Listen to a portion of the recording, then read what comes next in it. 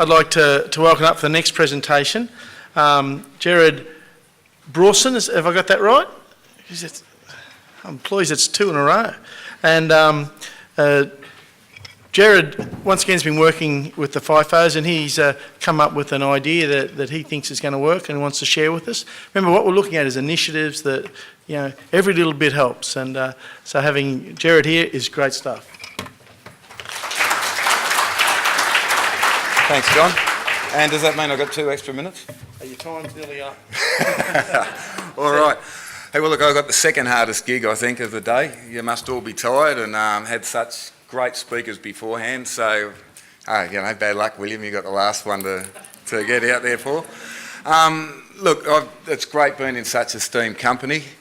You know, all those speakers before, you know, the fellow from Beyond Blue with telling us all about Dr. Ironwood. I would have called him Dr. Ironbark myself. You know, we are tough on the outside, but we got wood inside like every other tree. And once you get past that tough exterior for the blokes, you know, we're like everyone else, you know. And so, you know, Professor Chris and Chris's research, you know, that's what we hang off a lot of this stuff off, and that's the kind of stuff that's going to keep the money coming in to make sure things like mates of construction and the like can keep going. You know, Karen's stories, Simon and Kelly's stuff, you know, from the grassroots stuff, that's fantastic. You know, that assist program, I love it. I've used it before. I worked on a remote Indigenous community for a while. When I landed there, there's 2,500 people on these 2 islands in the territory. When I landed there as the youth services manager, there was 1 completed suicide a month, followed by about 10 attempts. You know, imagine one of these work camps that these FIFO workers go on, or a construction site, and 1 bloke or 1 chick was dying every month. What would be happening? They'd close it down. End of story. So we used assist and a whole lot of a raft of other things. We turned that assist, we Tiwi-fied it. The people were called the Tiwi. We got a couple of people, Tiwi people, trained in it. They did it in language. The Indigenous people are pretty smart. Some of them have 6 different languages. English is maybe their 5th or 6th. So we did it in their language. The iceberg's great, but that doesn't really sit there well in the territory. Not too many icebergs go flying through the Arafura Sea. So we used the crocodile, you know. A crocodile, you can see its nose, you can see its eyes, the dangerous parts under the water. So that really helped. We trained 10% of the population in that, and we used a raft of other things as well, not only assist, but in that year and a half, we got it down to 0.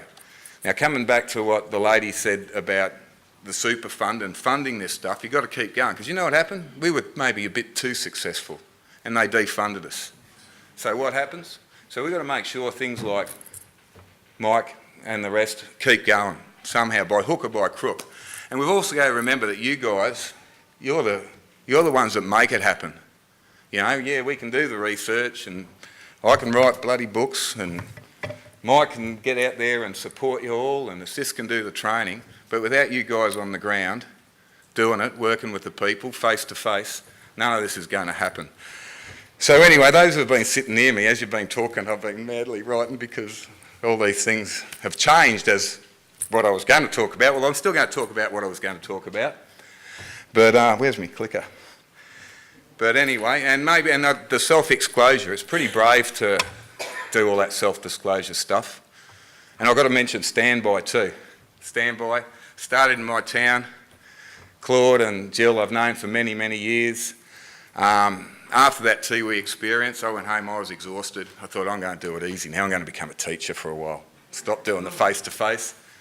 Hey, what happens? One of my students suicide. I was teaching youth work. Rang up Claude. They got a couple of people to come and talk to my class. I was thinking, I'll be right, I've dealt with all this stuff before, I'm tough. I thought, but I better go, you know, lead by example, go along. I tell you what, I was the one blubbering, I was the one who really needed it. I thought I was the tough guy, I thought I had all the experience and I could do this stuff for myself. But you guys remember that too, you know. You guys need to rely on your mates as well. So that's my bit of self-disclosure. What else? Okay, now what I was going to talk about. Back to basics. One of the things I've learned I did 10 years in engineering, I've done 20 years in the sector. One of the things I've learned from all that, through my sport, through relationships, mental health, youth work, to make it all work properly, you've got to have good foundations. And you guys know that in the construction industry. If your foundations aren't strong, the first bit of big wind, the first storm, the whatever, things start falling down. So you need to have the good foundations. So that's why I went back to basics. And again, a little bit of self-disclosure around that. You know, those who have done assist training, and it's a great, like I said, I love it. It saved more lives than the shark in Jaws. I say, well, you don't get that now. It's a terrible joke that you have to explain. I'm a surf lifesaver, and that's one of our jokes. Everyone who's so terrified of sharks won't go in the water, so we don't have to rescue them. So it saved lives. But anyway, okay, now you get it. But it is pretty bad when you have to explain your own jokes. So yeah, those solid foundations, you know, and you need the good ingredients to make those solid foundations. And so anyway, we've come along, and Henry and my partner, we started a company a little while ago. As I said, I've been a community worker for a long time, and one of the things I found was we're always putting your hand out for that money. You might have a great project, you might have a great idea, but without the money to make it happen, it doesn't happen. And you've all heard of the welfare mentality. Well, a lot of us community workers have got that too. Oh, give me, I can't do it. I can't do it without money. So we decided to start our own company, try and make some real money, and with the money we make, get the next project going, and the next project, and the next project. So anyway, some of the things we're going to talk about today is, you know, why we chose FIFO workers as a target group, you know, the ingredients of the book we wrote, and how we use the knowledge of those who really know and live it, the filters we used to ensure that we had valid content, and why we used a multimedia approach, and how we're getting this resource out to those who need it most. All right. We chose FIFO workers. I live on the Sunshine Coast, well, we both do live on the Sunshine Coast. The last census, there were 10,000 workers on the Sunshine Coast flying out of their community.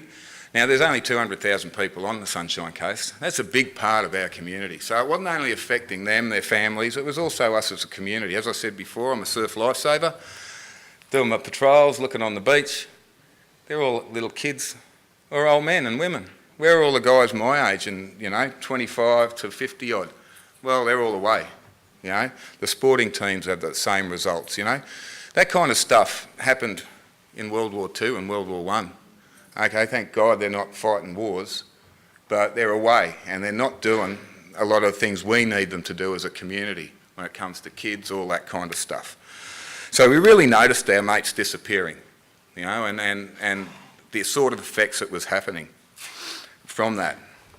So anyway, I have got a mental health background too, and any mental health worker or psychologist will know that, so anyway, that's why we chose those FIFO workers as our target group.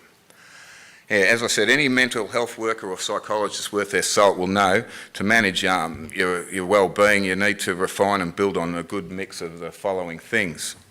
You know, your physical health and self-care around that, your living skills, your social networks, your work, your relationships, your behaviour, addictive behaviour and managing it. You know, we all might, not all of us, we like a beer or whatever we like, but you know, sometimes under that pressure, we overdo it. And, you know, we need to manage that. Our responsibilities, you know, to that family when we do get home. It's not all about us just having our surf and drinking our beer and hanging out with our mates. It's about living up to our responsibility to those ones we love. You know, our own identity and culture and self-esteem, knowing who we really are. You know, we all know about the workplace culture. And it's not too bad when we're only going there for 8 hours or 10 hours and we get to go home and we can switch on to who we really are and put on the brave face, you know, be the tough guy at the work site, go home and, oh, now I can be softy, I'm with the kids and with the wife. But, you know, with the FIFO workers, some of them are going, well, you know, even time's not too bad, but some of them are going, I know guys who go 8 weeks out, 1 week home. You know, they don't even get to recover, get their sleep back by the time they're on the next plane out. So, And having trust and hope. But anyway, knowing your own culture, that's a big part of it, as far as I'm concerned. So without a good solid mix of those things, you know, we leave ourselves open to the cracks that can develop into chasms, that can turn into all sorts of things, relationship breakup, you know, abuse of alcohol and drugs, you know, depression, and worst case scenario, of course, suicide, that permanent solution to a temporary problem. All right, now, I've sort of lost where I am. No, I haven't. Yes, I have. Okay, so instead of, like, I've had a lot of experience doing fly-out work myself in the community sector. I used to, like, out on those islands, and my last work doing it, paid work, was going up to northern Queensland and organising training for remote workers around all this stuff. But so I know what it's like to be away a lot, and having to build those things around you to make sure everything's going sweet for you. But even though I had that experience, that wasn't enough as far as I was concerned. I wanted to ask a lot of people about it, and so I've got a bit of a counselling background too. What hasn't he done? But anyway, having 10,000 workers on the coast, tons of them were my mates. So there's a few of them. And we interviewed those guys quite extensively, and I was quite surprised how open they were. You know, of course we had that trust already, so they were quite open, got all the permission for them to be filmed, and we use that information, all that stuff you do when you work for the government at one stage that you know you've got to do. Even they go, why are you making me sign this? I don't care, I know you'll be all right with it. But anyway, we got all that. And they told us their stories, you know, and felt really privileged how much they opened up and how honest they were. And yeah, it gave me another insight altogether. And some of these guys were mine managers, some of them were just knockabout workers, some training officers, some you know, paramedics, all types.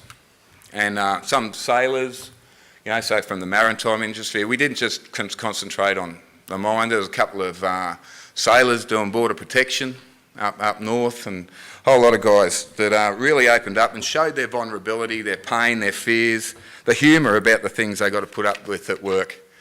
And anyway, it was quite enlightening. And one of the things that was great about it too for us was when they'd finished, a lot of them said, wow, that's so good. I've never talked about this stuff before to anyone.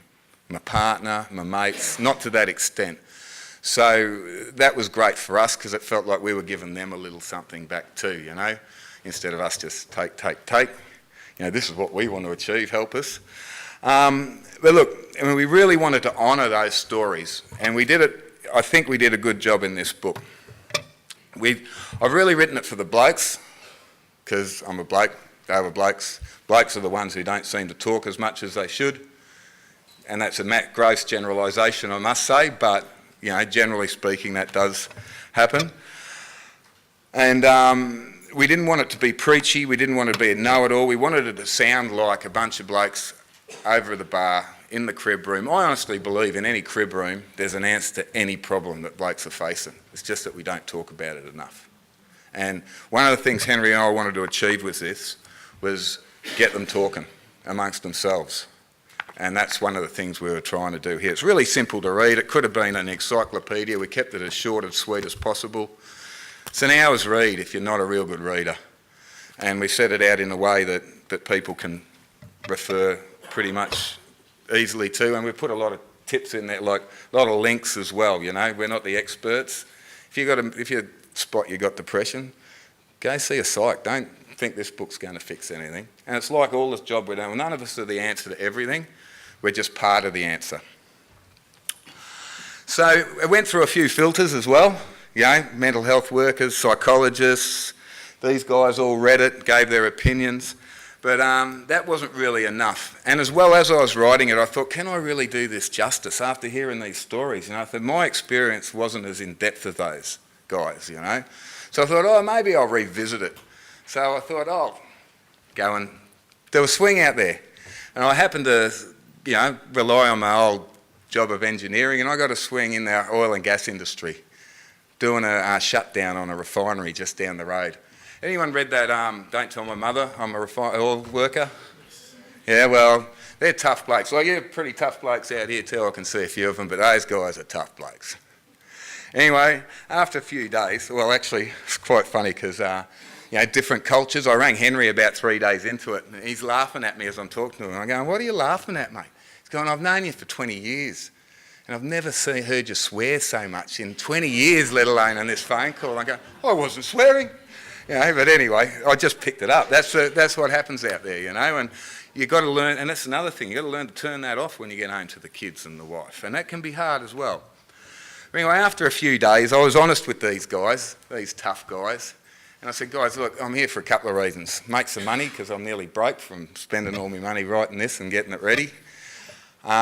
Would you read it? At that stage, it was a pile of A3 papers, So I handed it out to them, and after a few days, I'm coming to work, and they're all sitting there, I'm thinking, will I ask them if they've read it, and a couple of them said, I read it, that was all right.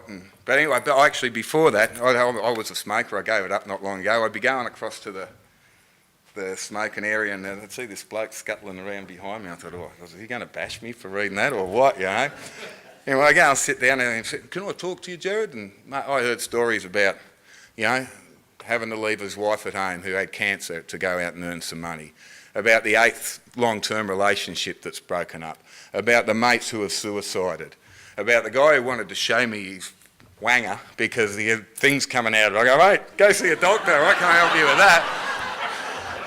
But I've got a counselling background, not a medical background. But anyway, that again, but they overwhelmingly said we'd hit the right mark. So, and that was probably better for us than those psychologists, than those mental health workers, saying that was good, that this was a good product. Now, why multimedia? Like, we've got it in ebook, we've got it in audio book, we've got the videos of the movies, of the interviews, because we wanted to give everyone the opportunity to get it. Some people don't like reading, some people like listening, some people, most people got their iPads nowadays, all that kind of stuff. So, that's why we've made it multimedia. And again, people's attention spans are buggered nowadays. 2.5 minutes, 3 minutes, and then that's all they're good for. So we had to make it, not all of us, of course, but a lot of us. So we had to make it really short and sweet, and getting it out there. Well, ideally, we want that in people's induction packs when they go and start this work. So when you go out there, if you don't want to chase your tail once you're out there, you've got to have a plan before you get there. You've got to have it worked out, otherwise you will be chasing your tail. Oh, why does me missus hate me? Why are my kids playing up? Why am I turning into a big fat pig? Someone said fat wallets, fat pay packets, fat buggers as well. So we're getting it out there, which is great, but not fast enough for us. The community worker in me, I'd give it away if I had $1 million. I ain't got $1 million, so. But what we're doing at the moment, we're doing a crowdfunding thing. We're giving our local community the chance to, have you heard of crowdfunding? Great, using social media, you can put in a few bucks. And anyway, we want to get 2,000 free copies out there to workers on the coast. We're already doing all right, nearly got the money for it. That's a great way as well, Sometimes government aren't, especially our government at the moment, aren't too willing and forking out money to get these, even no matter how good your idea is and how many people it's going to help. And thank God for the super funds and super friends and the like who are helping all this sort of stuff happen. But yeah, we're trying to use that to get it out there. So hey, if you want to help, wait a minute, have I gone through? Yeah, there's the picture of the book, which I just showed you. And yeah, I did a bit of a blog every night I finished work. And so that was interesting. And yeah, the multimedia stuff. And there's a few effing blindings in that blog, I'll tell you, that Henry had to... And so yeah, we want to give the local community the opportunity to get involved in this as well and help those blokes and who are their family and their friends and all the rest. And so yeah, that's it pretty much. Thank you for your time. And